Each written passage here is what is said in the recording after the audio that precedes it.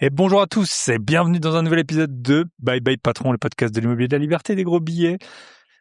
Si vous ne me connaissez pas, je suis multi-investisseur en immobilier, en bourse et fan d'intelligence artificielle. Et ça fait 5 ans, on va fêter les 5 ans là du podcast, plus de 260 épisodes que je tiens. Du coup, je vous partage toutes les semaines mes expériences et notamment, je voyage 2-3 mois par an.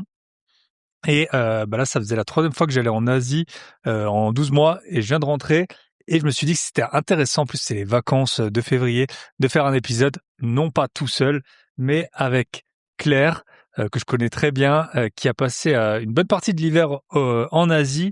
Et du coup, on va faire un point sur comment est-ce qu'on passe l'hiver en Asie, comment est-ce qu'elle fait pour travailler depuis l'autre bout du monde. Et on va faire un comparatif aussi des 2 pays où on a été, le Vietnam et Singapour. Moi, le Vietnam, c'était la première fois que j'y allais et Singapour, c'était la 3e fois. Donc, ça va être, je pense, un bon épisode qui va vous apporter un peu de soleil et qui va vous montrer un peu comment est-ce qu'on peut faire pour éviter l'hiver si c'est quelque chose qu'on souhaite. Salut Claire, comment ça va? Xin Chao, bonjour, ça va, la forme, la grande forme, grâce à l'hiver au soleil. Yes. Écoute, ce que je peux, on se connaît très bien, t'es déjà passé sur le podcast une fois en tant qu'invité, plusieurs fois à des événements, des podcasts d'événements. Tu peux nous rappeler peut-être en quelques secondes qu'est-ce que tu fais aujourd'hui et après on va voir qu'est-ce que tu faisais il y a 5 ans. Et Alors mets ta ceinture parce que ça change. yes. Donc aujourd'hui, qu'est-ce que tu fais? Raconte-nous. Avec grand plaisir, merci beaucoup en tout cas pour ton invitation. Donc aujourd'hui, je suis investisseuse et entrepreneuse. Si tu ne me connais pas, tu peux suivre mes aventures sur Instagram. Mon blaze, c'est Claire, mon prénom, c'est Laire D'Huissier, Dhui2SIER, Claire D'Huissier. Et donc j'ai créé 17 sources de revenus que j'actionne soit tous les mois, soit que j'actionne pas du tout et qui paye, soit que j'actionne quand j'en ai besoin et surtout envie. Et ce qui me permet d'être libre géographiquement. C'était vraiment mon rêve, justement, comme tu parles du passé, dans mon ancienne vie. C'est un rêve que j'ai accompli aujourd'hui et justement, je pense que j'ai pas mal de choses à donner à tes auditeurs. Ils rêvent pas forcément d'être libre géographiquement, mais en tout cas d'avoir beaucoup plus de temps libre parce que moi, ce qui m'intéresse, c'est d'être plus riche et d'avoir plus de temps libre. Donc c'est ce que j'apprends à faire aux autres. Yes, trop bien. Et du coup, t'as passé combien de temps au Vietnam? Alors, j'ai passé 6 semaines quasiment, même un peu plus, au Vietnam. D'abord, l'idée, c'était... En fait, mon idée, elle est très simple, c'est d'aller bien. Et moi, un de mes critères pour aller bien, pour être en bonne santé, c'est d'avoir le soleil le plus possible. Et malheureusement, ou heureusement en tout cas, là où on habite dans l'Est, c'est compliqué. Alors, qu'est-ce que je fais pour ça? Je prends l'avion et je pars au Vietnam. Donc, je suis allée 1 mois au Vietnam, à Da Nang plus précisément. Si vous voulez regarder où c'est une ancienne base militaire française. Mais aujourd'hui, j'y suis allée pour d'autres raisons, bien sûr. Des raisons d'entrepreneuriat. Donc, Da Nang, en 2 mots, c'est au centre du Vietnam. J'ai rejoint un groupe d'entrepreneurs. Yes, centre-est et ça s'appelle le Miami du Vietnam, hein, c'est comme ça le surnom. Moi, j'ai pas été donc est-ce que tu confirmes? Je confirme, il y a vraiment une douceur de vivre. Tu peux avoir un bien-être très accessible, que ce soit en termes de sport, d'activité physique, sportive, mais aussi la beauté. Tout simplement, c'est le temple de cette ville, en tout cas pour moi, représente le temple du bien-être, se sentir bien, avoir une slow life, mais en même temps être ambitieuse. Et ça, c'est ce que j'aime beaucoup. OK. Écoute, avant qu'on commence donc pour faire un peu la chronologie, tu as fait 1 mois à Da Nang et ensuite on s'est rejoints. Il y avait aussi Michel, mon associé, dans le sud du Vietnam. Après, on a fait le nord du Vietnam et on a fini à Singapour. Voilà. La grosse différence entre Claire et moi, c'est que quand Claire aller au soleil pour Claire, ça veut pas forcément dire ne pas travailler, alors que pour moi, je gère seulement les coachings immobiliers, donc qui sont ma 4e source de revenus.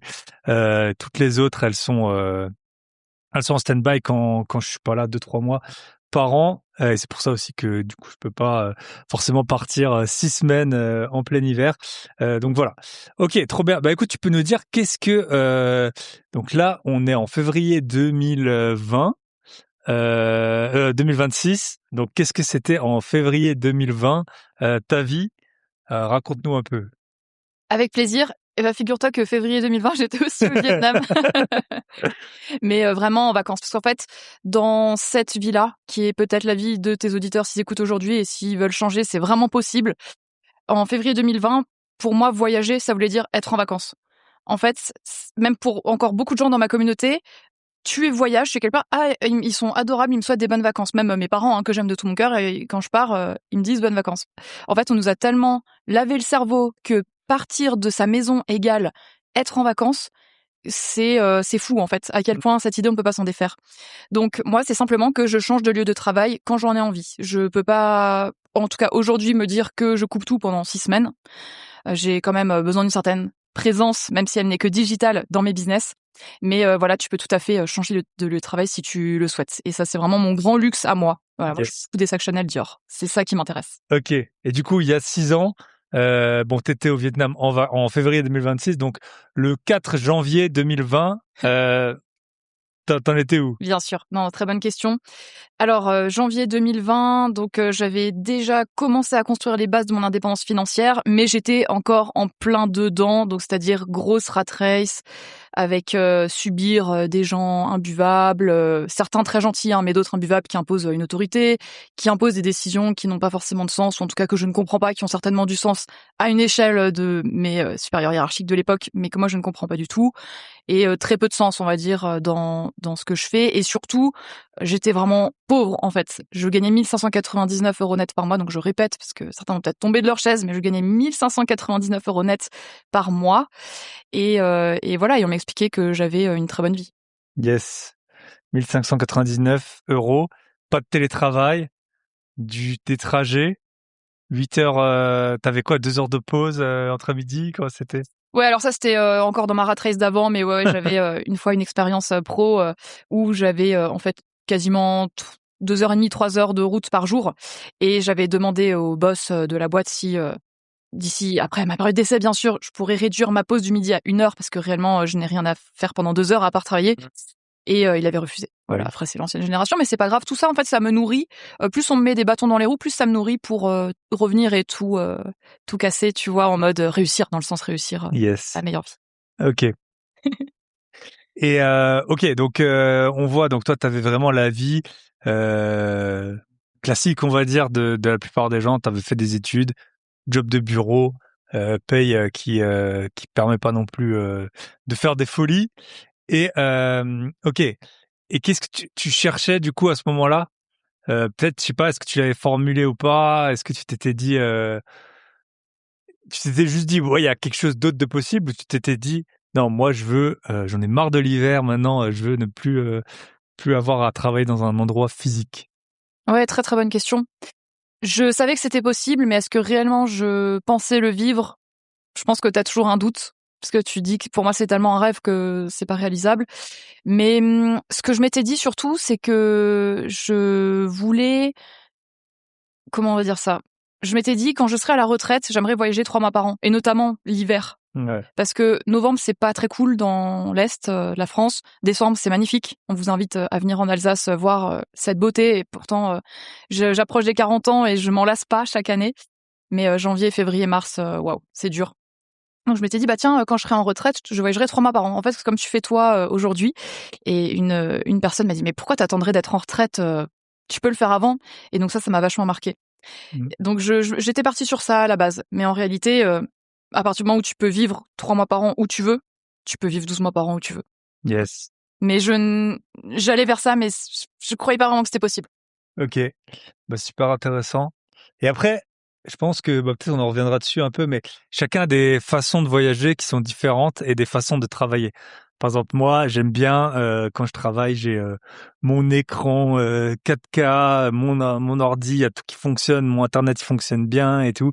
J'aime bien. Après, bah, je travaille quasiment tous les jours quand je suis en Europe, et à des degrés qui sont différents et des tâches qui sont différentes. Et voilà. Et à l'inverse, quand je suis pas chez moi, j'essaye de pas travailler. Là où toi, t'es assez minimaliste, tu peux travailler de partout.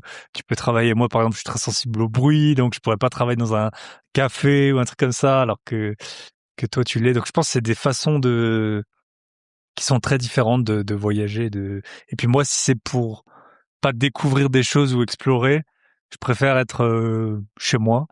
Là où toi, ça te va d'être dans un pays étranger et de juste profiter du climat et des spécificités locales, mais sans forcément visiter. Ça. Bien sûr, en fait, c'est un très bon signe ce que tu dis pour toi, parce que ça veut dire que ton lieu de vie, il te plaît énormément, que pour rien au monde tu ne changerais, que tu as des routines, tu sais que tu es hyper efficace dans ce mode de vie-là. Donc en fait, t'envoies du lourd et tu es extrêmement, comment dire ça, oui, efficace et atteins tous tes objectifs, pardon, comme ça. Donc c'est une vraie force. Yes. Et de mon côté, j'aime énormément mon lieu de vie. Mais je sais que je peux encore aller à un autre niveau d'efficacité, d'enrichissement, d'inspiration en changeant de lieu de travail. Yes. C'est pour ça que le digital nomade, je le fais pas à 100% de l'année, mais quand je le fais, c'est très inspirant. Et je peux le faire même en allant voir une copine à Paris que j'adore. Je peux le faire en allant voir ma famille en Alsace. Je peux le faire en allant en mastermind avec des entrepreneurs à l'autre bout du monde. Peu importe, ou même juste dans un café 2 rues à côté de chez moi. Ça, je sais que ça me fait passer un gap niveau concentration, efficacité. Ok, trop bien. On va pas trop faire on va peut-être faire on va pas trop faire en détail tes activités. On avait déjà fait un épisode dessus, mais en gros, donc toi, tu gères des appartements, tes appartements, plus t'as des business en ligne qui sont pas vraiment liés à l'immobilier hein, pour la plupart, qui sont plutôt liés à travailler un peu, avoir le mode de vie que t'as notamment, mais pas seulement. Donc on va faire un petit point plutôt sur le Vietnam, parce que moi ça a été un pays, c'est la première fois que j'y allais. Toi t'avais déjà été une seule fois. Ok.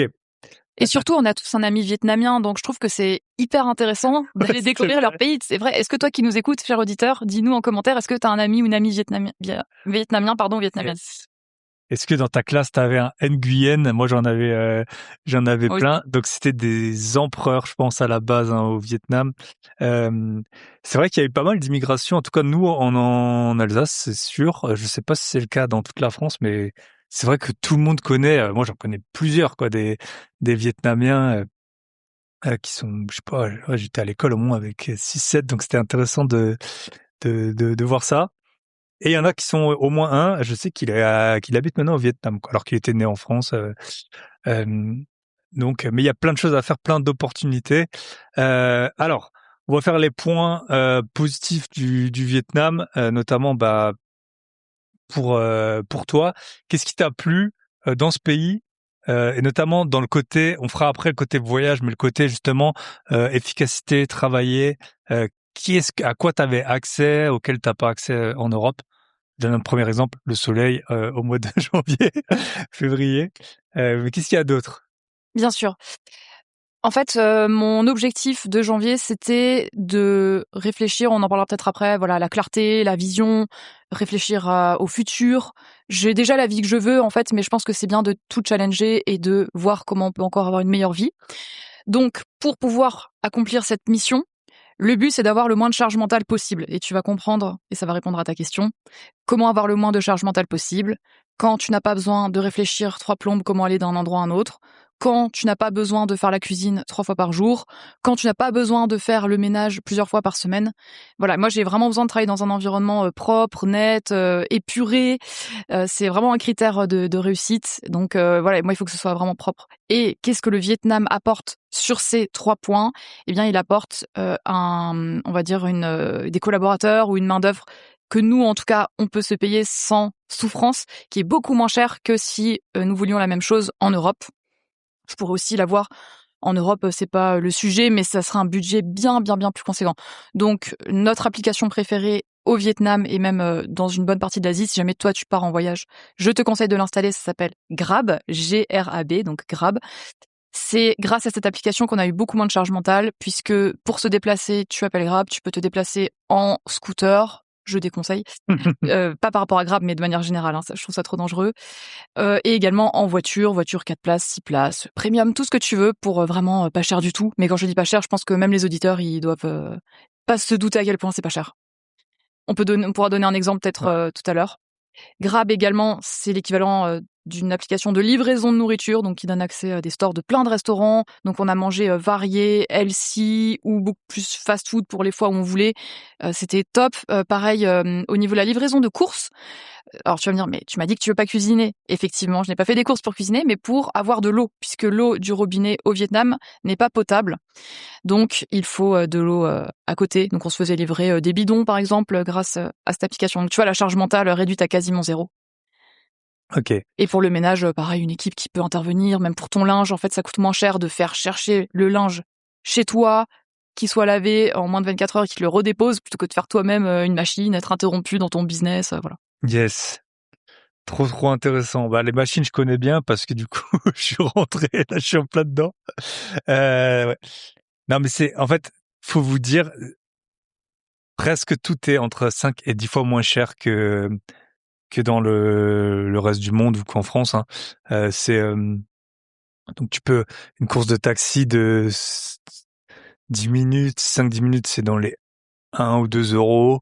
Tu peux te faire livrer les plats, tu peux manger pour 3-4 euros. Si tu vas dans des endroits super chics, beach club et tout, un café, une bière, un jus pressé, c'est moins de 2 euros. Donc c'est vraiment trop bien. J'ai fait une machine dans un hôtel. C'était un sachet, je sais pas, c'était au kilo. Je payais, et encore c'était à l'hôtel, j'aurais pu trouver moins cher. C'était 1 euro le kilo de vêtements. Donc j'ai payé 2 euros ou 3 euros pour un sachet rempli de vêtements. Donc trop bien. Et je pense aussi un des points que t'as pas abordé, c'est la sécurité, que ce soit homme ou femme, hein, mais je pense que quand t'es une femme encore plus, tu peux laisser quand tu travailles dans un café, tu peux laisser ton ordi, tu peux pas, Oui, en fait, j'avais fait des recherches sur les religions au Vietnam parce que je me suis demandé si c'était lié au karma. Tu sais, le karma, c'est cette règle spirituelle ou règle de vie qui dit que si tu voles quelque chose, il va t'arriver quelque chose de mal en retour, soit dans cette vie, soit dans une future. J'ai pas approfondi si c'était lié à ça ou si c'est juste que en fait c'est chez nous entre guillemets que ça se passe pas bien et que c'est pas normal chez nous et que là-bas ils sont plutôt cool avec ça. Pour vous dire une grosse erreur que j'ai faite, c'est que j'ai oublié mon sac à main au Vietnam dans un restaurant. Donc passeport, argent, enfin bien quoi. J'ai vraiment bien fait les trucs. Ben écoute, on est revenu quoi 20 minutes plus tard, ouais, ça même n'avait pas plus. bougé. Ouais. Même une demi-heure après. Ça n'avait Ouais. pas bougé. Donc c'est vrai que la sécurité, c'est top. Moi, je me balade souvent en maillot de bain, en short. Voilà, c'est un peu court. Personne me dit rien. Personne te fait de mal. C'est très appréciable en tant que femme, hein. Yes.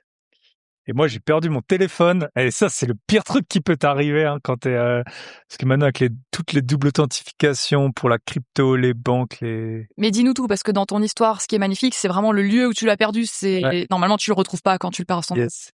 Donc, je l'ai perdu sur la plage à Phu Quoc, si vous voulez aller voir, c'est écrit PHU espace QUOC. C'est une île balnéaire. Et je sais pas comment j'ai fait pour le perdre parce que vraiment en fait j'avais dans la main, je cherchais des trucs et tout. Et puis 20 minutes après, j'avais plus. Et donc c'était vraiment au bord de la mer sur la plage. Et en fait je l'ai perdu. J'ai bien flippé. Et heureusement j'ai une Apple Watch.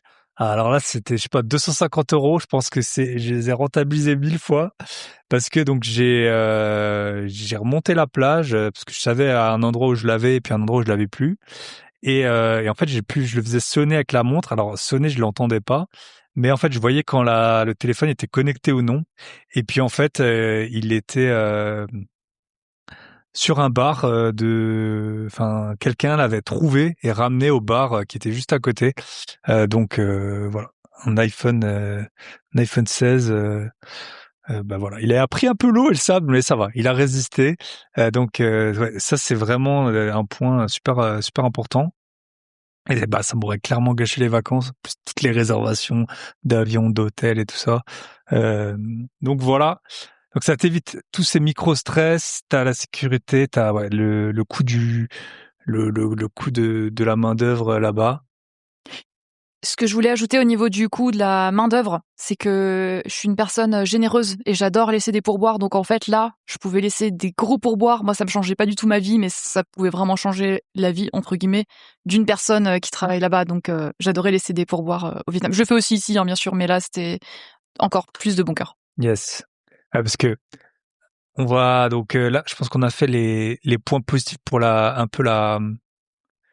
euh, la vision macro, mais peut-être on va voir un peu plus. Après, on fera vraiment le voyage en tant que tel, mais peut-être justement pour raconte-nous un peu, c'était quoi une journée classique quand t'étais donc t'avais loué à une maison, t'as dit vous étiez à plusieurs entrepreneurs, donc ça ressemble à quoi une quand t'évites l'hiver? Exactement. Donc c'était une aventure extraordinaire. Je remercie une nouvelle fois l'organisateur Hugo de m'avoir convié et de nous avoir fait vivre ce moment ensemble inoubliable. Alors, donc à quoi ressemblait une journée type? Je dirais que moi, la liberté, c'est vraiment une valeur fondamentale, donc je me laisse libre chaque jour de choisir ce que je veux faire, mais il y a quand même, bien sûr, des journées qui se ressemblent, donc je vais pouvoir t'en parler et j'espère que ça peut t'inspirer pour si toi aussi tu veux te créer une vie comme ça, parce que c'est vraiment possible, encore une fois. Alors là, en janvier, donc au Vietnam, un jour sur deux, je faisais du sport. Il faut savoir que je suis blessée, ça va mieux, mais je suis blessée à l'épaule droite. Donc en fait, un jour sur deux, j'allais à la salle de sport. Donc on avait pris un abonnement pour ceux qui étaient intéressés pour un mois. Et je faisais ma kiné et du sport sur place. Je commençais ma journée comme ça en fait. J'ai tenu le rythme parce que je sais pas comment vous faites vous, ça m'intéresse, dites-nous en commentaire. Mais moi, le fait d'aller au sport, de faire le sport, de rentrer, de me doucher, de me préparer, mais j'en ai pour 2 heures dans l'agenda. Mmh. Et ça, je trouve que je prends pas vraiment le temps de le faire quand je suis dans ma vie classique. Donc ça m'a bien inspirée et j'ai tenu le rythme. Ensuite, je commandais sur l'application soit un petit déj Elsie, soit carrément j'attendais qu'il y ait une commande groupée avec la maison, tous les membres de la maison pour déjeuner. Soit un plat typiquement local, donc encore moins cher, soit des plats du monde entier puisque l'application te donne accès à tout ce qu'il faut. Entre deux, donc je m'étais faite belle, soit j'arrivais à travailler encore avant le repas, soit je travaillais un petit peu après. Mais réellement, je dirais que le travail ne dépassait peut-être pas 2-3 heures par jour. Yes. Et ça, c'était plutôt l'après-midi ou le matin? Soit c'était ouais en milieu, fin de matinée, soit même début d'après-midi.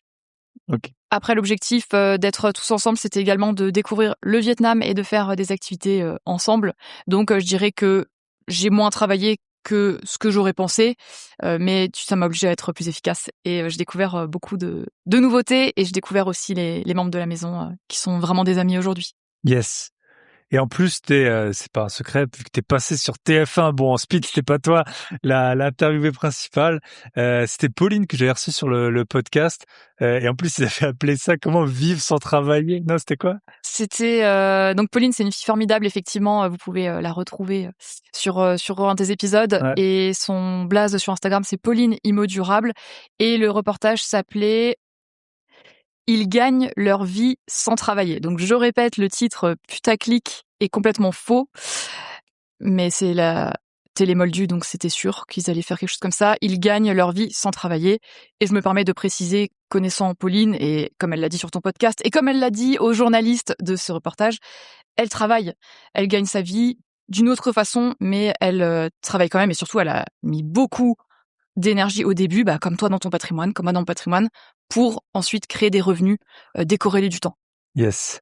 Et elle continue de gérer toutes les semaines. Donc, mes félicitations à elle, en tout cas, de passer sur ce reportage. Et je suis 2 secondes peut-être dans ce reportage, Ouais, mais ça m'a fait énormément rire. Ça a été un de mes plus gros fous rires du Vietnam de voir ce titre et mon image associée à ça, parce que c'est complètement faux. yes. Et en fait, petite anecdote, la journaliste qui a interviewé Pauline et qui a fait le reportage, qu'on voyait dans le reportage, eh ben, elle m'avait contacté sur Instagram. Et moi, j'ai pas donné suite. Je regarde pas la télé et je savais que voilà, j'avais aucun intérêt à passer là-dessus et puis ça allait pouvoir me desservir. Et bah quand on a vu autant je trouvais que le reportage ça allait encore, mais le titre, voilà, ils vivent sans travailler. Moi, je travaille tous les jours, donc voilà, j'ai bien fait de pas donner suite. J'ai vraiment pas regretté, mais Ouais, j'ai retrouvé le message, c'était bien la journaliste qui m'avait contacté. Donc si vous êtes journaliste à la télé, bah c'est pas la peine de m'écrire euh, parce que voilà, moi je fais mon chemin tout seul et puis je partage avec ceux qui ont vraiment cette ambition. En tout cas, on félicite Pauline. Yes, mais Pauline, on la félicite. Et puis en plus, elle tient aussi sa discipline sportive. Ok, donc là, vous étiez tous ensemble. Le but, c'était donc vous avez aussi un peu découvert le Vietnam, ce qui était proche. Vous avez un peu fait le tour bah justement ce qui était accessible dans la journée. Et ok, peut-être tu peux nous dire, vas-y. Nous avions aussi des moments d'échange entre nous, soit en binôme, tout simplement, puisque en fait, quand tu es dans une maison à plusieurs, il y a toujours quelqu'un qui est libre ou dispo, voilà. D'autres travaillaient sur le fuseau horaire français, donc ça c'était pas évident. Moi, j'ai aussi 2 fois eu des coachings sur fuseau horaire français, donc je terminais à minuit, 1h du mat, mais quand on le fait avec joie, c'est avec grand plaisir, ça ne pose pas de soucis.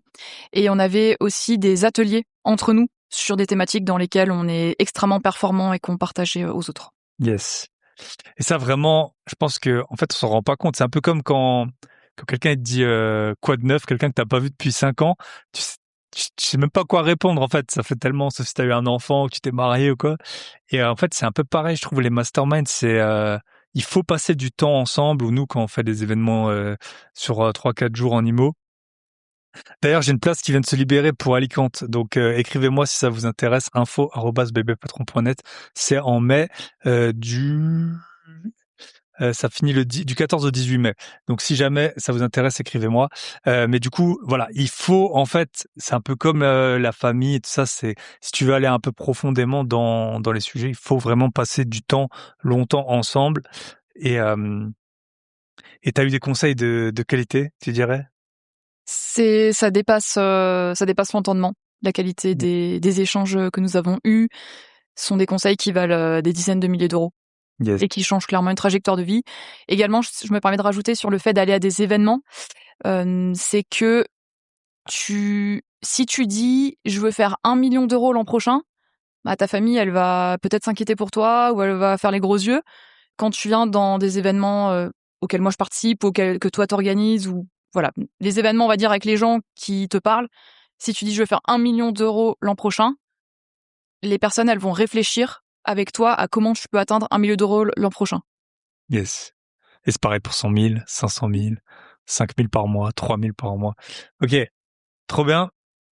Et en fait, sa vision, c'est vrai que prendre du temps pour sa vision, ça, c'est hyper important. Sinon, si t'as le nez dans le guidon 10 heures par jour, ça va pas aller. Ok. Donc il y en a, ils ont pu travailler avec la France, parce que c'est le gros avantage quand parce que du coup, tu te lèves à l'heure que tu veux, quoi. Et donc tu dirais que c'est quoi? Tu passes en fait d'un mode vraiment, tu te mets en mode construction, quoi. Là où le reste de l'année, t'es un peu plus en mode Complètement, opérationnel, quoi. complètement. J'aime bien la nature, Ouais. la spiritualité, et tu vois, la nature en janvier, qu'est-ce qu'elle fait? Elle se repose. Donc, à chaque fois que j'ai fait ça en hiver, ça m'a apporté beaucoup. Par exemple, l'hiver 2023, j'avais participé à un voyage organisé par Eddie Aloha, si tu veux aller le suivre, Eddie Aloha, au Brésil, et ça a clairement changé mon année. Je referme la parenthèse. En tout cas, prendre de la hauteur, prendre du recul, challenger ce qu'on pense vrai et ce qu'on pense aimer ou ce qu'on pense détester, c'est un cadeau qu'on se fait à soi-même en réalité.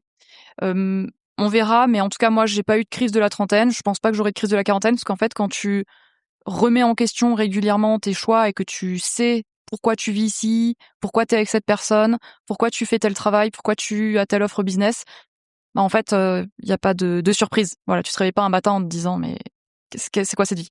Yes. Donc c'est ce que j'ai fait en janvier notamment. C'est pas un truc qui se fait en 1 heure ni en 1 semaine, mais c'était très intéressant de me demander à moi intérieurement ce que je voulais, puisqu'en fait j'ai déjà la vie de mes rêves, et également d'en parler avec les autres personnes. Mhm. Qui sont sur le même fuseau horaire mental que toi, on peut dire. Donc, ok, trop intéressant. Donc là, on a fait, je pense, le point. Donc toi, et du coup, bah, tu peux nous en dire plus, peut-être. C'est quoi le output? Parce que là, on est allé dans les grandes lignes. Ok, bon, bah voilà, t'as pris du temps, t'as construit et tout.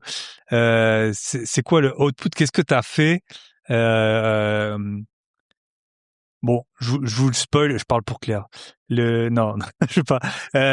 Donc parce que Claire, elle a des locations courte durée, nous on se voit souvent, donc elle m'en parle et je sais très bien qu'elle peut passer. Je l'avais rejoint aussi au Brésil avec Eddie et tout ça, et je vois très bien que ça peut se gérer sans conciergerie des locations courte durée. Donc, est-ce que tu peux confirmer que tes locations courte durée ont continué à tourner? Ah oui, bien sûr.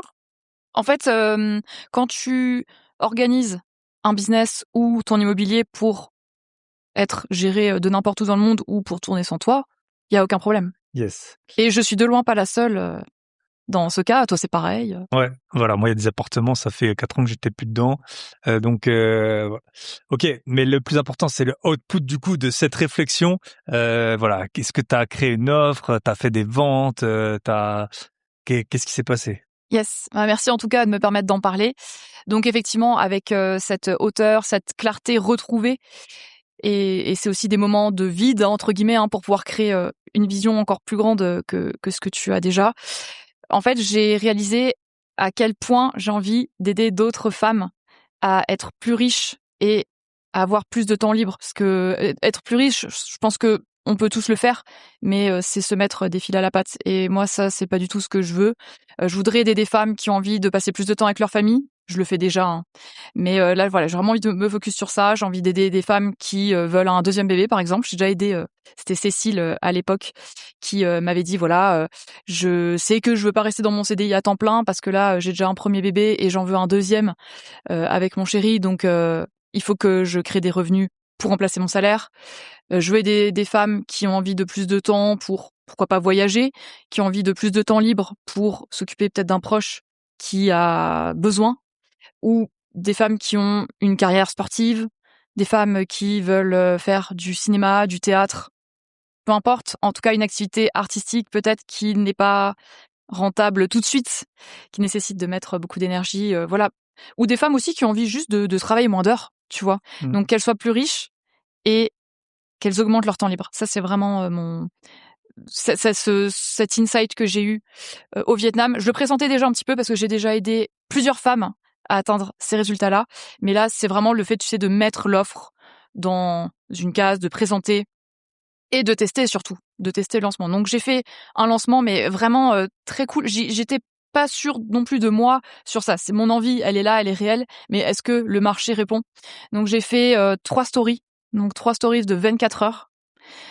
Et j'ai eu des appels réservés, donc pour pouvoir voir si l'accompagnement peut répondre aux projets des personnes. Et j'ai eu une première coachée très rapidement en 10 jours. Yes. OK, trop intéressant. Parce que toi, avant, tu avais surtout, et c'est encore un de tes business principaux, c'est toi, tu es juriste et c'est là-dedans, en fait, enfin, tu as plein d'activités autour de ça. Donc, donc les femmes, t'en as aidé. Il y en a une d'ailleurs que dont j'ai été le client, justement, la Cécile dont tu parles, qui m'a bien rendu service d'ailleurs. OK, et peut-être on peut parler un peu des femmes parce que aussi fou que ce soit, voilà, il y a encore quelques petites différences d'état d'esprit et tout ça. Souvent, nous les hommes, peut-être, je vais un peu grossir le trait, mais souvent, moi, je vois bien parce que j'ai coaché en immobilier des femmes, des hommes. Toi, c'est plutôt le côté business, on va dire, même si elles veulent faire de l'immobilier. Les hommes, on est souvent un peu plus tête brûlée, quitte à prendre des risques qui sont plus gros. C'est connu dans l'investissement boursier que les femmes, en général, elles ont des meilleurs résultats parce qu'elles sont moins tête brûlée. Elles sont plus. C'est marrant, elles se détachent plus de leurs émotions. Peut-être qu'elles arrivent mieux à les gérer. Donc parfois, tu as le gros point positif, quand tu prends des risques et que ça paye bien. Mais parfois, ils voient pas forcément les euh, les risques qu'ils prennent. C'est notre rôle un peu de les calmer. Et puis souvent les femmes, faut un peu plus au tout début, faut un peu les rassurer, mais après, une fois qu'elles sont lancées, elles sont vraiment très déterminées, très disciplinées. Elles font vraiment, c'est vraiment un bonheur je trouve de coacher des femmes, même si moi j'en ai beaucoup moins, parce que voilà, il y a c'est d'autres craintes et d'autres façons de faire, et en général ça réussit bien. Tu peux nous dire un peu, ouais, quelles sont les craintes, les envies t'as aussi forcément tu côtoies plein d'hommes, donc tu sais, tu vois un peu les différences, quoi. C'est quoi, voilà. Donc t'as parlé de la famille, passer du temps avec la famille, mais c'est quoi leur envie profonde? T'as l'impression que c'est donc soit gagner plus d'argent, plus de temps. Est-ce que c'est le projet en tant que tel? C'est, tu vois, est-ce que c'est le fond, les conditions? Euh, tu pourrais avoir un métier, par exemple, hyper ennuyeux, mais bien payé avec plein de vacances. Il y a des gens, ils s'en contenteraient, tu vois. Dis-nous un peu les femmes, voilà, qu'est-ce qu'elles cherchent vraiment selon Ouais. les appels que tu as pu avoir et tout. Ok, très intéressant. Je pense que les femmes, en tout cas celles auxquelles j'ai parlé, elles cherchent à avoir plus de temps libre quand il y a besoin. Donc, par exemple, tu veux participer à la fête de l'école de ton enfant, tu veux accompagner en sortie scolaire, bah peut-être que t'as pas envie de demander l'autorisation à ton chef qui est complètement débile et qui prend personnellement une demande de congé alors que toi t'as juste envie de passer du temps avec tes enfants, tu vois, des trucs comme ça. Après, ça peut être des femmes aussi qui veulent aller au niveau supérieur, mais sans s'épuiser non plus, Mm. tu vois. Et il y a des choses à mettre en place pour ça. Mais même, ça peut être informatique, mais ça peut être aussi mental. Ok. Elles ont des blocages, comme on en a tous. Donc, je sais que je peux les aider à aller jusqu'à 6 chiffres sans problème. Peut-être qu'on refera une interview, toi et moi, dans quelques temps. Je pourrais les aider à aller à 7 chiffres, etc., etc. Donc voilà ce que je dirais pour les femmes. Peut-être certaines ont le syndrome de l'imposteur. Je pense de moins en moins. Mm. Et elles se sous-estiment aussi beaucoup. Yes. Toi, t'es là pour leur ouvrir les yeux, montrer quelle J'espère. vie est possible. Et voilà, au moins il y a il y a des preuves là. T'as été au Vietnam, le bronzage ne ment pas. Euh, Exactement. ok. Et tu dirais qu'il faut combien de temps? Parce que tu vois, l'immobilier, moi je connais bien, ça peut rendre millionnaire presque n'importe qui sur le temps long. La bourse, c'est pareil. Euh, mais il y a des gens, tu vois, soit ils sont pressés, soit ils veulent des résultats tout de suite, quitte à avoir des résultats euh, entre guillemets moyens en termes de revenus, c'est-à-dire tout est relatif, mais je sais pas entre 1500 et 3 4 000 euros. Euh, voilà, il y en a qui ont moins et qui sont contents. Toi, t'avais 1599 euros. Il y en a une fois que t'as eu plus, c'est dur de redescendre là. Ça. Mais en combien de temps tu dirais que, bien sûr, il y a chaque cas est particulier et tout, mais en combien de temps tu peux faire 1500 euros, tu vois, avec un business. Parce que toi, c'est principalement des business en ligne, en tout cas que tu conseilles ou voilà. Ou en tout cas, c'est pas un business physique aussi.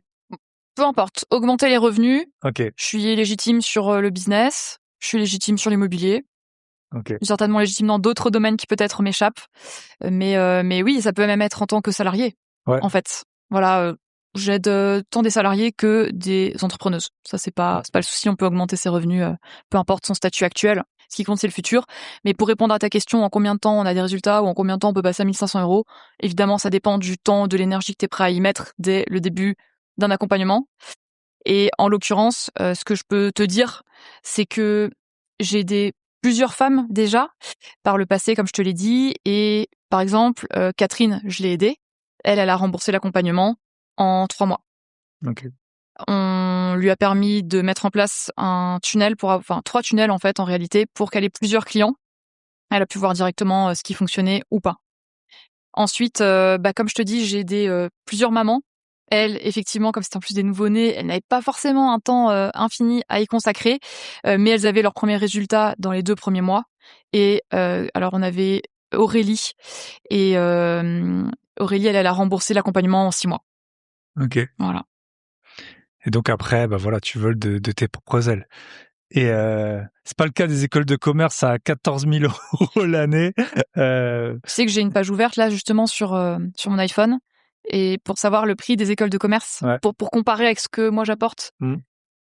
Il y en a entre 17 000 et 20 000 euros. Apparemment, la moyenne, c'est 17 000 euros par an. J'ai vu, hein. Ça a augmenté depuis les chiffres Ok. que tu as en tête, je pense. Ouais, moi j'ai en tête 14 000 et pour avoir des payes à 3 000 balles par mois. Et c'est que l'école, hein. C'est même pas le logement. Ouais, c'est ça. Donc ok, très intéressant. Donc en 2 3 mois on peut avoir des résultats. C'est de la magie hein, du business en ligne.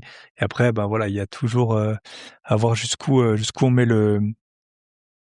le curseur en termes d'implication. Et puis après, il y a des créneaux qui marchent mieux que d'autres. Il y en a, t'as déjà une expertise. Ça peut être hyper varié, hein. Tu peux être expertise artistique ou expertise. Enfin, tu peux l'actionner direct, mais selon d'autres façons. Tu peux. En fait, le secret quand tu prends un coach, c'est que tu gagnes un temps énorme par rapport à ce que tu pourrais faire toi-même de ton côté. Yes. C'est un peu le secret de l'ombre qu'on n'aime pas trop dire. Ouais. Moi, je me suis fait coacher, toi, tu t'es fait coacher, et on se fait encore coacher aujourd'hui dans certains domaines. Voilà, ceux sur lesquels on va mettre le focus. Mais c'est vraiment l'accélérateur, un peu je dirais le secret de l'ombre, c'est le coach pour aller à tes résultats directs. C'est ça. Et la petite différence avec l'immobilier, c'est qu'en immobilier, vu que tu as l'effet de levier, là, tu peux vraiment te mettre un peu dans la sauce. Si tu achètes mal, ça peut te bloquer pour toujours. Le business, surtout les business en général, bah, si quelqu'un est déjà salarié, comme tu l'as dit, ou veut se lancer en freelance ou quoi, en fait, vu que là, t'as peu de risque de perdre de l'argent, mais en fait, tu vas perdre beaucoup de temps. Et le problème, c'est que tu vas soit t'épuiser, soit arrêter, soit et jamais y arriver. En fait, tu peux ne jamais y arriver. C'est pas juste que tu vas mettre 2 ans au lieu de 6 mois. C'est juste que les 3 quarts des gens, ils vont jamais y arriver. Et en immobilier, ça arrive aussi. Il y en a, ils veulent investir depuis 10 ans, puis ils ont toujours pas investi. Ok. Petit inconvénient du Vietnam. Raconte-nous. Moi, je vous dirai les miens après, hein. Inconvénient du Vietnam, bah, c'est loin, hein. C'est loin. Clairement, il faut plusieurs heures/jours pour te remettre du voyage qui peut durer selon les escales jusqu'à 24 heures sans problème, voire même plus. Et également, bien sûr, le décalage horaire, mais après, c'est ce qu'on cherche aussi. Donc au Vietnam, tu as plus 6 heures par rapport à la France. Je sais pas si tu veux compléter au fur et à mesure ou Ouais. j'enchaîne moi les... Oui, bah moi ça a été un peu bon. Mais en fait, moi, j'ai toujours du mal avec le jet lag, surtout vers l'est. Et du coup, ça a été un peu, en fait, je t'ai rejoint. Du coup, toi, t'étais déjà acclimaté. Michel, lui, vient du Canada, donc on était sur d'autres fuseaux. Moi, j'ai mis un peu de temps et je mets toujours 3-4 jours à juste m'habituer. Donc, c'est vrai que c'est loin. Euh, Après, on fera aussi les points positifs, mais je vais enchaîner sur Le bruit. le bruit. Ah oui, c'est ce que j'aurais dit aussi en C'est deuxième, le bruit. bruit de malade. Alors, toi, dans la maison, ça allait? Oui, oui, parce que la maison, elle n'était pas dans Da Nang, elle était... Enfin, elle était dans Da Nang, mais on va dire pas dans le centre-ville. Yes. Mais par exemple, on a rencontré beaucoup d'expatriés là-bas. Et un Russe qui s'était pris une location dans le centre de Da Nang nous a dit « Mais tous les matins, je suis réveillé par le bruit des vendeurs ambulants de Ouais. nourriture. » Je pense que tant que t'as pas vu ça, enfin moi j'ai été dans pas mal d'endroits, hein. J'étais en Chine, j'ai été en Inde, j'étais à Mumbai, j'étais à Delhi, j'étais à Rio, dans des villes vraiment qui sont, j'étais à Tokyo bien sûr, voilà, Hong Kong, ça a rien à voir le bruit. Enfin à un moment on a été dans le vieux quartier à Hanoï et je m'étais inventé un jeu, c'était combien de temps j'arrive à compter avant qu'il y ait un klaxon. Et souvent, c'était moins de 3 secondes. Il y a vraiment des scooters, c'est un truc de malade, on s'en rend pas. Un feu classique, tu peux avoir, je sais pas, 60 scooters, 100 scooters qui attendent. Et en fait, juste pour dire, OK, je suis là, ils klaxonnent. Donc c'est un truc de malade. En Chine, t'as que des scooters électriques. Là, bah c'est pas le cas. Donc le bruit, il est vraiment incessant. Ils adorent les karaokés de partout. Donc tu as des night markets avec des karaokés. Donc voilà, vraiment le bruit, il est incessant. Par contre, ben on a été dans des endroits beaucoup plus calmes, dans la nature, faire du vélo. Franchement, les paysages sont somptueux. Donc tu as les baies, baie d'Along, baie de Lanha. Donc là, t'es vraiment, il y a des endroits, t'es tout seul. Je fais du canoë là, c'était super bien. On voyait personne, la mer calme, enfin ouais, c'était la mer, ouais. Donc Est-ce que tu penses que tes auditeurs, ils voudraient écouter un bruit de rue Alors ça, c'était enregistré dans Da Nang. vas-y. Mais je me suis dit, là, aujourd'hui, j'enregistre ce bruit, ça me saoule. Mais je suis sûre que dans quelques semaines, je serai un peu nostalgique, donc je devrais me le remettre. Alors, Ouais, j'espère que le logiciel qui améliore le son, il va pas vous l'enlever. ah oui, On mince. va essayer quand même, vas-y.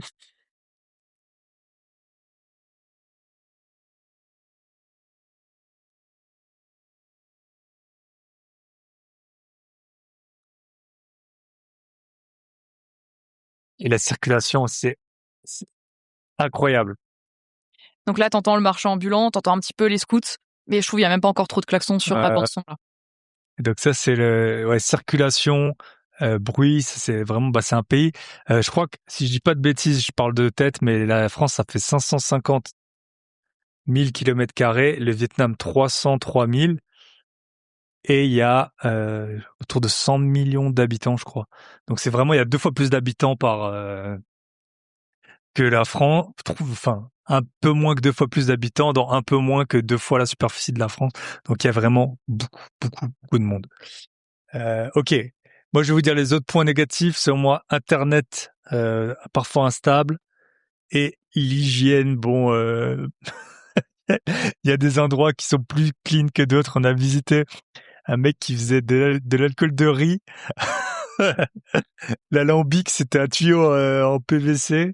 Voilà, non, c'est d'autres standards, quoi, on va dire. Exact. Sur l'hygiène, alors j'ai fait le même constat que toi, mais moi j'ai jamais été malade, donc je ne sais pas. Je pense pas être particulièrement résistante non plus, parce que tu vois, quand je passe l'hiver en Europe, je suis hyper malade. Vraiment, c'est l'enfer. C'est pour ça que j'en pars. Mais en tout cas, voilà, moi j'ai pas du tout été malade. Mais effectivement, quand tu vois des cuisines de rue, ou parfois ils présentaient la viande juste sur le trottoir comme ça devant dans la. Enfin, mais j'ai jamais été malade. Ouais. Donc tu vois, c'est fou. Et sur la circulation également, c'est dangereux, je trouve, en tant que piéton de traverser, parce qu'en fait, t'es la dernière des personnes en tant que piéton qui a la priorité. Tous les autres véhicules sont prioritaires sur toi, donc s'ils veulent pas te laisser passer, ils te laissent pas passer, et tu peux même attendre des heures, on te laissera pas passer. Il faut t'imposer, et ça, je trouve ça très dangereux. Yes. Donc quand les voitures, scooters ont feu rouge et toi t'as feu vert, on va dire ça limite par 2 le nombre de voitures qui passent. Mais regarde quand même à droite et à gauche, parce que parfois les scouts ils roulent en sens inverse. Et je veux dire, t'as quand même en permanence 5 scooters qui passent le passage piéton au moment où tu traverses. Et moi j'ai failli m'en prendre 2 parce que du coup il y a tellement de monde. Donc en fait, je sais pas, il y a 10 véhicules côte à côte, quoi, qui roulent en même temps. Et donc si toi t'en as évité 9, que donc on te dit oui, faut pas changer ton rythme et tout. Donc on a traversé des centaines de passages piétons, mais 2 fois, voilà, moi il y avait une voiture et derrière il y a un scooter qui est encore passé dans l'autre sens et tout. Je sais pas, quand ils tournent, on a vu un accident d'ailleurs de 2 scooters qui sont rentrés dedans. Quand ils tournent en plus, je sais pas trop comment ils se débrouillent, mais ils coupent toute la route, ils vont à contresens et tout. C'est un peu ouais, c'est vraiment ouais, bordélique, quoi. Par rapport à, moi je compare, enfin, à 2 pays, je pense qu'on pourrait comparer, c'est l'Inde. Je pense que les gens ils ont moins d'argent, donc ils ont moins de scooters qu'au Vietnam, et la Chine ils ont plus d'argent, et du coup voilà, les infrastructures elles sont faites différemment, et puis je suppose que aussi la répression en cas de griller les feux rouges. Je crois que c'est à Dubaï, j'avais vu, si tu grilles un feu rouge c'est 10 000 euros ou un truc comme ça. Donc c'est sûr que là, au Vietnam il y a pas encore ça, quoi. Ok. Par contre, point positif, il y en a plein, hein. Les paysages, vraiment nord, sud, est, ouest. C'est quoi que tu as préféré? Tu peux nous dire un peu? Au niveau des paysages, Ouais, enfin des waouh, endroits. difficile à dire. En fait, j'aime beaucoup que la nature soit assez présente dans la ville, moins que dans d'autres villes ou pays. On en parlera juste après d'ailleurs par rapport à Singapour. Mais voilà, t'es dans la rue, t'as peut-être pas de place pour marcher en tant que piéton sur un trottoir, mais t'as un arbre, par exemple. Donc Ouais. ça, j'ai bien aimé qu'il y ait la nature vraiment au cœur de la ville. J'ai aimé, bien sûr, j'y vais pour le soleil, donc j'apprécie l'océan, tout ce qui est l'eau, même dans le nord, tu vois, la baie de Lana, et ces paysages d'eau m'apaisent beaucoup, et apaisent beaucoup d'humains d'ailleurs, je pense aussi. Ouais, Y compris moi. exactement. D'ailleurs, j'ouvre une parenthèse, c'est de ma faute si dans l'épisode précédent tu avais dit la baie de Anla, parce qu'en fait c'est moi qui ai mal lu, et je te présente encore mes excuses pour cela, mais c'est ma faute. Ça va aller. Ça va aller. C'est vrai que par contre, un des points négatifs qu'on n'a pas dit, c'est que quand t'es européen, c'est hyper dur de te rappeler des noms. Bon, quand tu les as dit 10 fois, ça va, mais sinon t'as vite fait de confondre. Et toi, quel paysage as-tu préféré? Ouais, la baie, c'était bien. La Phuket, c'est l'île balnéaire, mais voilà, c'était vraiment sympa avec Michel et tout. On s'est bien amusé. Euh, on était dans la nature là, à Kanto, faire du vélo. Il y avait des rizières, il y avait des canaux. C'était très sympathique. Les gens, il faut dire, hein, ils sont très sympas. Les guides qu'on a eus et tout, ils ont fait souvent les guides ils parlaient quand même assez bien anglais. Le reste des personnes, c'est beaucoup mieux qu'en Chine, mais c'est pas non plus fifou. Mais bon, tu comprends bien que ils ont d'autres préoccupations pour la plupart. Et par contre, et j'en ai parlé avec ma mère d'ailleurs, qui a aussi été au Vietnam, en fait, nous, on a souvent l'image des Asiatiques qui, franchement, et c'est c'est super réducteur, mais qui travaillent beaucoup dans des conditions difficiles. Et en fait, il y a des guides qu'on a eus, ils ont dit, en gros, ils travaillent que la saison touristique, et après, ils font rien du tout. Donc, c'est-à-dire ils travaillent 4-6 mois par an. Donc, après, ils gagnent pas des mille et des cents. Mais je veux dire, réduire l'Asie. Parfois, on a trop vite fait, je trouve, de réduire l'Asie à les gens ils travaillent comme des fous et en Europe on est des fainéants. C'est pour ça que ça marche pas bien. Pareil, tu vas dans plein d'endroits là où t'aurais un Européen qui travaille, il y a 5-6 personnes. Enfin, ils ont beaucoup de temps mort. À un moment, on a pris un bus.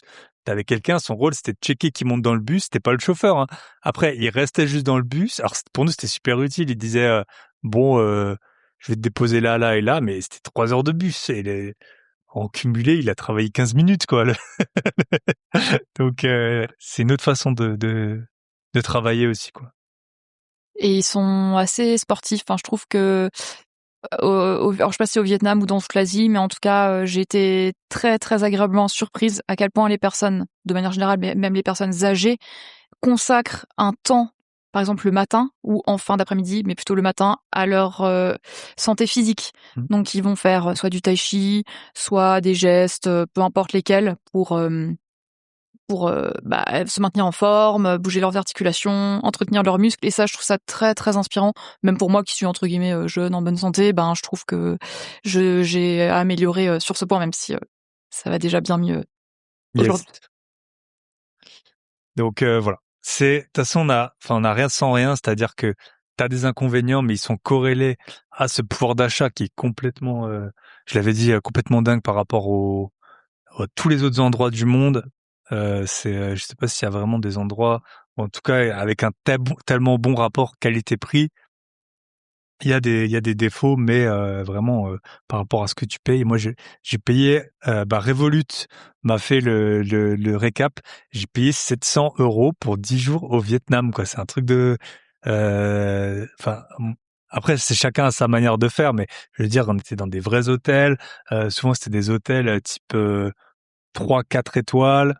Euh, on a pris je sais pas combien de taxis, on a fait des tours en bateau, tours à vélo. Voilà, on était dans des beach clubs, on est sorti même avec Michel le dernier soir là, on s'est vraiment bien amusé, on est sorti, on est allé dans des endroits super chics, d'autres beaucoup plus terre à terre. Donc non, c'est vraiment impressionnant. Est-ce qu'on Et peut dire des chiffres peut-être pour les auditeurs ouais, pour 15 €, t'as un très bon hôtel. Et sachant que tu peux dormir pour moins cher. Après, si tu veux aller en auberge ouais, machin, bon voilà, nous on est en mode hôtel classique. Mais voilà, pour 15 €, t'as un très bon hôtel. Une fois, j'ai pris une chambre, une suite. Vraiment, c'était 72 €. ouais. Et c'était équivalent peut-être 400 € en France, quoi. En fait, c'est un rapport, mais on s'en rend pas compte je dis vraiment de 5 à 10 fois, hein. Les, les plats, En fait, tu peux bien manger pour 2 €. Mmh, Allez, si tu veux un dessert, une bière, allez, 4 €. ouais. C'est pour ça qu'il y a beaucoup de Français, je pense, qui partent au Vietnam. On en a rencontré plusieurs, Mmh. ou des Belges aussi. On a rencontré plusieurs travailleurs, Canadiens, voilà, plusieurs aussi. qui cherchent ce rapport qualité de vie, prix, qui est imbattable. Je pense que c'est peut-être le meilleur au monde, non? Ouais, je dirais c'est enfin moi j'ai pas mal voyagé quand même et à un autre niveau, alors moi si j'étais à 8 ans ou 7 ans, c'était au Japon où tu as une qualité exceptionnelle pour plus cher mais quand même pas si cher et après par exemple en Amérique du Sud. Là, hier encore, je regardais une vidéo de quelqu'un qui s'installe au Mexique. C'est vraiment beaucoup plus cher par rapport à des conditions qui seraient similaires, je dirais. Et à peu près le pays, ce que je connais pas bien, moi, c'est l'Afrique subsaharienne. Mais le reste, enfin voilà, c'est incomparable avec enfin tout le reste tout le reste du monde. En tout cas, moi, c'est le pays le moins cher où j'ai été, sachant que j'ai été à Bali, en Malaisie, en Inde. Enfin voilà, au Maghreb, en Europe de l'Est, c'est incomparable les prix. Donc ouais, après les taxis, 1 ou 2 euros. Pour aller à l'aéroport, genre un gros trajet, c'est même pas 10 euros, sachant que tu peux réserver un taxi. Nous, je sais pas si on a même pas négocié, mais à un moment, on avait un chauffeur pour 4 toute la journée. On a payé $100 avec la voiture. Enfin, le gars, tu lui dis où tu veux aller et tout. Il t'emmène pas dans des magasins encore pour t'acheter un tapis à son cousin, je sais pas quoi.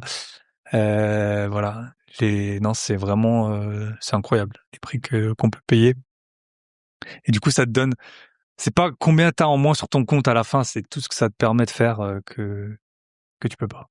Exactement. Pour l'exemple du chauffeur privé, parce que là, quand on dit ça comme ça paraît peut-être très très premium ou vraiment luxe et tout. En fait, nous voulions faire une excursion précise avec des points précis dans un temps précis. Mmh. Parce que nous n'avions pas un temps illimité sur cette île, tous les 4. Donc, C'est ça le vrai luxe, ouais, en fait. donc on s'est dit allez, demandons à plusieurs compagnies. Enfin, c'est toi qui t'en es occupé. Merci encore pour ton vrai sens de l'organisation. Quel serait en fait finalement le prix pour avoir cette excursion sur mesure avec un chauffeur privé qui t'attend en fait si tu as envie de passer 1 heure ici, puis si finalement t'as tellement aimé que tu passes 2 heures là et puis que une demi-heure au point suivant, c'est ok en fait. Oui. T'as pas à retourner dans le bus avec tout le monde, et c'est vraiment hyper accessible parce que n'oubliez pas, c'est $100 divisé par 4 personnes. C'est ça. Ouais. Plus le coût d'une voiture, un 4x4 qui était récent, voilà. Ils ont un vrai sens du business aussi. Quand tu les contactes, je dirais pas que tout le monde te répond sur WhatsApp, mais vraiment la majorité, ils te répondent rapidement. Moi, quand je réservais des spas, des massages, j'avais une réponse. Et le massage, c'était combien? Alors ça dépend. Par exemple, un bon foot massage, donc c'est-à-dire massage des jambes, des pieds, c'était 8 euros à peu près. Et le massage du corps entier, c'était autour des 15 euros pour 1 heure. C'est ça, 5 à 10 fois moins cher que, je pense, chez nous, t'as vite fait de payer Ouais, bien sûr. entre 60 et 120 euros pour. Ils sont trop forts parce qu'ils te proposent des services supplémentaires, des services additionnels, ce qu'on appelle upsell. Donc tu dis, ah bah oui, pour 2 euros de plus, tiens, je pourrais avoir ci, je pourrais avoir ça, c'est drôle. Ouais. Ils sont très forts en business. Alors que C'est un pays c'est communiste, un on autre, le rappelle. voilà. Je voulais pas forcément dire les mots, mais effectivement, c'est un régime politique différent, une façon de penser différente et très inspirant. Yes. Ouais. Ok, et avant d'aller sur Singapour, ouais. Par contre, investissement immobilier, de ce que j'ai compris, en tout cas, renta éclaté, parce que les loyers, ils sont corrélés au coût de la vie, alors que l'immobilier est quand même assez cher. Si t'es pas vietnamien, c'est assez compliqué d'acheter, voire impossible de ce que j'ai compris. Donc voilà. Donc c'est pas du tout, on s'est un tout petit peu renseigné, mais c'est pas du tout intéressant, sachant que de toute façon il y a le gros problème qui est toujours le même à l'étranger, en dehors de l'Europe et peut-être de Dubaï, c'est que t'as pas d'effet de levier. Donc si t'as pas d'effet de levier, nous on investit sur les marchés financiers où voilà, on fait autre chose de notre argent. Donc voilà. Ok, on passe sur Singapour. Avec grand plaisir. Ah, Singapour. Du coup, on a fait 3 jours à Singapour avant de partir. Donc, est-ce que toi, c'était ta première fois? Moi, c'était ma 3e fois à Singapour. La dernière fois que j'avais été, c'était quand même il y a 9, 8 ans, peut-être. C'était en rentrant d'Australie. Dis-moi un peu, c'était quoi ton impression, tu vois? Alors c'est le jour et la nuit avec le Vietnam. T'as juste à traverser une mer, hein. C'est pas très de Phuket, ça va être une bonne heure d'avion. Mais tout est différent. Difficile de dire en quelques mots, mais Ouais. déjà on se sent bien. Je dirais que c'est très fluide, très bien organisé. J'ai l'impression que les gens sont très respectueux. Alors, est-ce que c'est parce que la loi est implacable et très punitive? Est-ce que c'est parce que c'est vraiment en eux? Mais en tout cas, ils font vraiment attention aux détails, tu vois, jusqu'au bout. C'est vraiment, c'est dans le métro, par exemple, à Singapour, il y a marqué Care for the others, des choses comme ça. Mmh. Mais en fait, est-ce que j'ai un exemple à donner? Je réfléchis, mais ça va plus loin que on t'accueille, tu vois. Ouais. C'est Moi, ce qui m'a chaque fait trop détail est rire, pensé. c'était, Vas-y. on était dans le métro. Il y avait donc, il disait: «Faites, bien attention».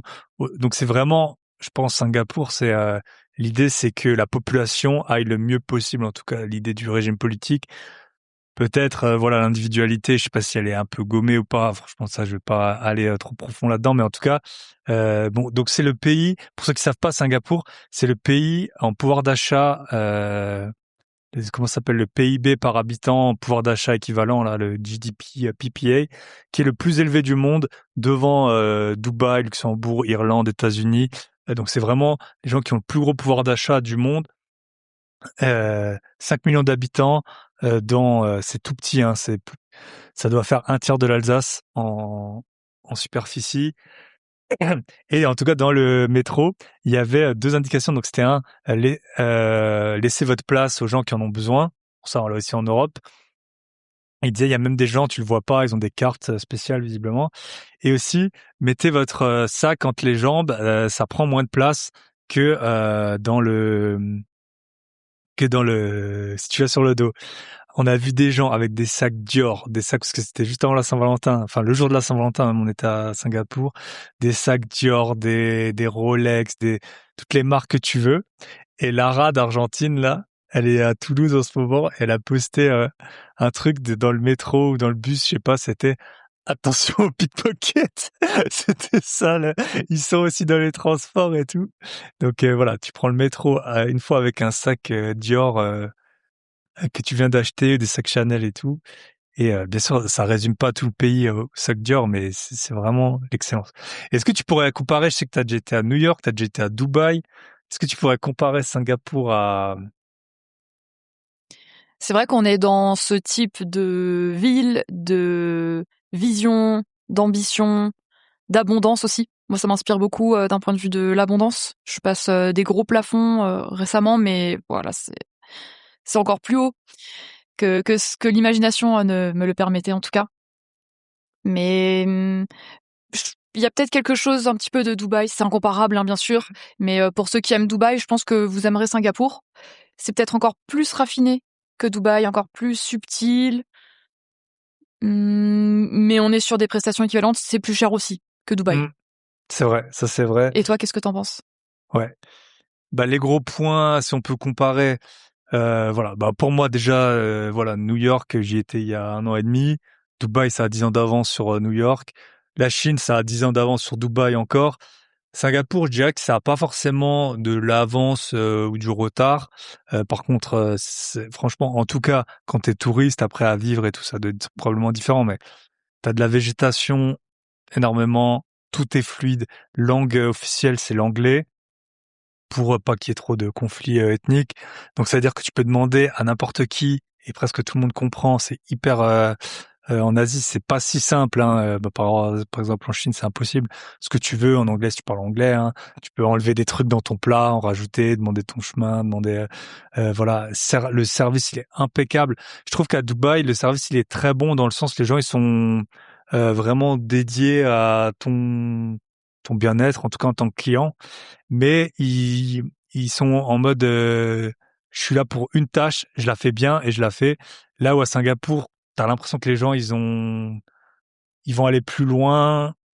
Il y en a peut-être un peu moins hein, d'employés et tout mais voilà, on a eu le bagagiste à l'hôtel, c'était super bon. Il te demande par exemple de laisser un commentaire sur TripAdvisor avec son nom. Enfin ça à Dubaï ça arrive pas. Voilà, on a mangé dans des restaurants et tout, c'était vraiment très très bon niveau de service en tout cas. Une intelligence émotionnelle et humaine égale à nul autre ailleurs, Ouais. je trouve. Gros avantage par rapport si on compare avec le Vietnam, donc gros inconvénient, ça il est vite dit, hein, 5 à 10 fois plus cher, c'est les mêmes prix que en Europe, voire un peu plus cher même. Donc là, la bière c'est 13 €, un hôtel c'est entre 100 et 200, c'est très vite 200 €. Ce qui est pas cher, c'est le métro. Les taxis sont pas trop chers. Tu peux également faire quelques visites gratuitement. Mmh. Il y a des endroits vraiment stylés et très intéressants à voir et c'est gratuit. En tout cas pour les touristes. Ouais. Par contre, grosse préférence nationale aussi quand tu as des attractions payantes, ils ont des prix pour les Singapouriens qui sont bien bien moins chers. Donc ouais, et donc on a un peu parlé aussi avec le chauffeur de taxi. Donc il y a 90% des habitants de Singapour euh, qui sont Propriétaires de leur logement. propriétaires de leur logement. Donc il a dit ouais au début t'as un petit appartement 85-90 mètres carrés. Je dis là ah ok ouais, donc Et par contre, du coup, donc en fait, c'est assez intéressant comment c'est fait. Donc, ils ont des emprunts qui sont assez longs. Si j'ai bien compris, faut avoir fini de payer vers 60 ans. Et en fait, euh, pour acheter ton appartement, donc il a dit que ça coûte entre 500 et 1000 euros, 1000 dollars, je crois qu'il avait dit. Donc dollars de Singapour, faut diviser par 1,5 par mois. Donc ça reste, je trouve, largement accessible pour une famille dans le pays le plus riche du monde. Faut pas oublier.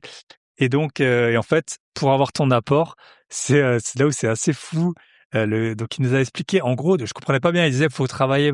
Si t'as pas d'argent, faut quand même travailler pendant 5 ans avant de pouvoir acheter ton appartement. Je me suis dit, c'est pour épargner, non. Et en fait, non, c'est l'État, il te rembourse les cotisations sociales que t'as payées. Ah, mais moi, j'aurais droit à au moins un appartement en France, du coup. Ouais, t'aurais le droit même à un appartement à Monaco, je crois bien. Donc, ils te remboursent pour que tu puisses acheter ton logement. Donc, 90% des Singapouriens propriétaires. Voilà. Donc, c'est un régime. Souvent, ils disent il y en a qui disent c'est une dictature bienveillante, ou d'autres c'est une démocratie dirigée. Donc, il y a des élections, mais c'est le même parti qui est au pouvoir depuis l'indépendance en 1960. Donc, ce qui est trop bien à Singapour, efficacité. Marina Bay Sands, le bâtiment le plus cher du monde avec la piscine, je crois qu'il a coûté 3-4 fois plus cher que le Burj Khalifa. Le métro nickel qui coûte rien. Tu peux manger de toutes les nourritures. La sécurité aussi. Sécurité, alors là, c'est encore un niveau au-dessus de. Bah là, c'est comme équivalent aux meilleures villes du monde, bah, Dubaï, Tokyo. Euh, Voilà, enfin, je pense que c'est vraiment là, là, tu laisses ton téléphone, enfin, tu fais comme tu veux, quoi. C'est le monde normal. Moi, je dis c'est le monde normal, en fait. Exactement. Euh, Ils pas parlent bien anglais, ils te comprennent bien. parle bien anglais. Donc, en gros, par contre, acheter des voitures, bah, vous oubliez, personne ne le fait parce qu'il y a des surtaxes de malades. Donc, je sais plus, j'ai regardé, mais enfin, j'avais regardé déjà il y a 9 ans, je crois l'équivalent d'une 208, c'était autour de 100 000 euros, et tu peux t'en servir que 10 ans, après tu peux plus tout t'en servir. Mais par contre, du coup, il y a pas trop de circulation, ça marche bien les taxis. Et un truc intéressant, c'est les logements. Pour les étrangers, est-ce que les étrangers peuvent acheter? Du coup, nous avions regardé et puis il était indiqué que ce n'est pas interdit à un étranger d'acheter. Donc ça, je trouve ça très smart d'un point de vue juridique. Il n'y a pas d'interdiction pour les étrangers, sinon ça ferait un tollé, j'imagine, s'ils ont le droit de parler. Mais c'est en fait un obstacle qu'on met aux étrangers. Donc en fait, le logement peut être acheté, mais avec un prix de 60% en plus, ou une surtaxe de Voilà, 60% en plus par rapport au vrai prix du marché. c'est ça. Sachant qu'en plus, les Singapouriens, si j'ai bien compris, ils payent pas vraiment le prix du marché. Euh, donc non, c'est vraiment super smart, je trouve, de ce point de vue-là. Euh, En fait, on sent qu'il y a des règles, même dans des domaines auxquels on ne penserait pas, mais il y a toujours une raison derrière et j'ai l'impression qui est faite pour le peuple. Après, je suis pas restée, comme tu l'as dit, j'ai pas habité là-bas, voilà, mais il y a des règles où nous, on ne penserait pas forcément en mettre, mais j'ai l'impression que le but est vraiment d'être au service du peuple, de donner une meilleure vie au peuple. Et en fait, est-ce que ça serait pas la base de n'importe quel régime politique, de pouvoir public, de faciliter la vie du peuple? Voilà, c'est ça. je pose la question, je n'ai pas d'opinion sur cela, en tout cas pas publiquement. Yes. Et oui, donc Singapour indépendant, c'est un des seuls pays qui a en fait été chassé. Donc en fait, la Malaisie est devenue indépendante. 2 ans après, Singapour a été exclu de la Malaisie, notamment avec des histoires de tensions ethniques. Donc il y a principalement des Chinois et aussi des Indiens et des Malais, voilà. Et donc exclu, c'était un des pays les plus pauvres du monde en 1965 si on compare à la France, quoi. Et aujourd'hui, c'est le pays le plus riche du monde, sachant qu'ils ont pas de. Alors leur gros point positif, ils ont un emplacement stratégique qui est bien. Très gros point positif, hub international, Singapore Airlines, une des meilleures compagnies aériennes du monde. Changi Airport, l'immigration pour quitter le Vietnam, 1 heure. Arrive à Singapour, immigration, 20 secondes, tu passes dans une machine, t'as quelqu'un qui te regarde, ton passeport, c'est réglé. Le taxi, il arrive tout de suite et tout. Donc vraiment, super bien. Et ça te donne la vision, voilà, de la baie de Singapour, c'est magnifique. Voilà. Voilà, de pays où le régime politique, t'as l'impression qu'il veut que les gens aillent de l'avant. Comme il y a un peu à Dubaï avec toutes les inconvénients que ça engendre, hein, bien sûr, mais c'est très, très intéressant. Ok. Alors, bah, pour conclure l'épisode, là, 1h08 d'épisode. Euh, est-ce que toi, tu pourrais revenir? Est-ce que avec plus d'argent, tu reviendrais à une vie où tu peux pas être où tu veux quand tu veux? Non. Ok. Est-ce que tu peux dire, bah du coup, on en a déjà un peu parlé, qu'est-ce qui a changé de ta perception de la vie? Moi, je dirais c'est gagner de l'argent même quand on est au soleil. Soleil égale pas vacances, vacances égale pas soleil. Il y en a qui vont au ski, hein. Exactement, et puis avoir du temps pour faire du sport, du temps pour ne rien faire. Moi, je suis une personne très fainéante, peut-être malgré les apparences, mais j'ai besoin vraiment de temps, de calme, d'être seule, etc. Donc, rien que m'offrir ce temps-là, ça vaut tout l'or du monde. Yes. Et également, on est des femmes, donc avec le cycle féminin, il y a des moments où on est plus productive, des moments où on a plus besoin de repos parce que le corps est au travail. Donc ça, c'est quelque chose que j'aime beaucoup aussi dans mon lifestyle, qui est assez simple, mais qui est très riche. Et est-ce que il y a quelque chose que tu ne peux plus dévoir, enfin, c'est-à-dire arrêter de voir. Tu vois, moi je le dis souvent. Bah après, la France, elle a plein de choses superbes. Hein. Elle m'a permis d'avoir des études, un bon métier. Voilà, ce qu'on n'aime pas trop, c'est enfin, en tout cas moi, c'est la direction que ça prend. Mais quand tu voyages, voilà, est-ce que tu vois, tu te rends compte de certaines choses, les gens qui ont pas voyagé. Par exemple, Singapour, je trouve que c'est vraiment un bon exemple parce que autant New York, on le voit à la télé, autant, tu vois, même Dubaï maintenant et tout, autant Singapour, si tu sais pas que ça existe, tu te dis que c'est pas possible, tu vois, d'avoir, Tellement vrai. c'est vraiment à un moment on a vu aussi autoritaire que ce soit le pays, on était dans un souterrain, les trucs qui étaient super mal famés. Moi dans ma ville de naissance, ils ont carrément fermé les passages souterrains sous les routes parce que c'était trop glauque. Là, t'avais des jeunes qui faisaient du skate, du roller et tout, ça marchait bien. On a vu des jeunes qui un orchestre aussi super, ils jouaient le Roi Lion là sur vue sur la baie et tout. Voilà, c'est des choses. Une fois que t'as vu ça, t'es plus dupe en fait, c'est un peu ça le. C'est exactement ce que je dirais. C'est qu'en fait, si un pays veut que ça marche dans un domaine ou dans plusieurs domaines, il le peut. C'est une question d'envie. Et si ça ne marche pas, c'est que le pays n'a pas envie de régler le problème. Ça, c'est vraiment la conclusion que je dirais de mon voyage en Asie.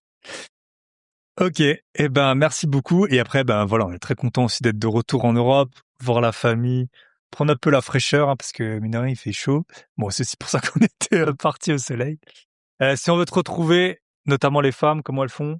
Avec grand plaisir pour échanger. Donc, mon nom sur Instagram, c'est Claire D'Huissier. Claire comme le prénom C-L-A-I-R-E, D'Huissier, D-H-U-I-2-S-I-E-R. Et je vous dis à très très bientôt. Merci Thibaut pour ton invitation. Et très contente d'être de retour en Europe aussi parce que c'est mon lieu de vie. C'est pas pour rien, c'est parce que je l'aime de tout cœur. Allez, on se retrouve la semaine prochaine. Si vous êtes en vacances, profitez-en. Si vous n'êtes pas en vacances, profitez du fait que vos collègues soient pas là ou qu'il y ait moins de monde sur la route pour avancer dans tous vos projets. Et à très bientôt. Bye bye.